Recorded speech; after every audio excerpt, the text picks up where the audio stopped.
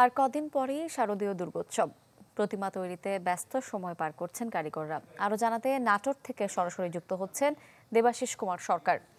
দেবাশিস, নাটোরে শারদীয় দুর্গোৎসবের প্রস্তুতি কেমন দেখছেন আমাদেরকে জানাবেন।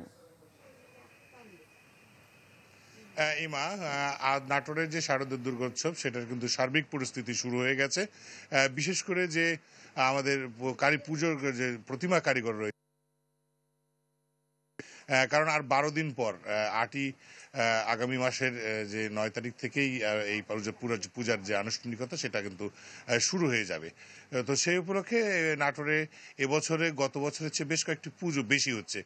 গত বছর 360টির মতো পুজো হলো, এবার কিন্তু গত বছর 355টির মতো পুজো হলো, এবার পুজো হচ্ছে 359টি পূজা মণ্ডপ এবং মন্দির মিলে, সবগুলো মিলে পুজো হচ্ছে।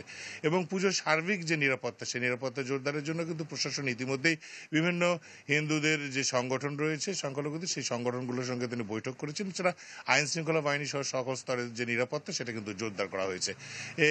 এখন থেকেই যাতে কোনো ধরনের অপ্রীতিকর ঘটনা কোথাও না ঘটে তার জন্য কিন্তু বিশেষ ব্যবস্থা এবং টহলের ব্যবস্থা করা হয়েছে বলে জানিয়েছেন নাটোরের ভারপ্রাপ্ত জেলা প্রশাসক।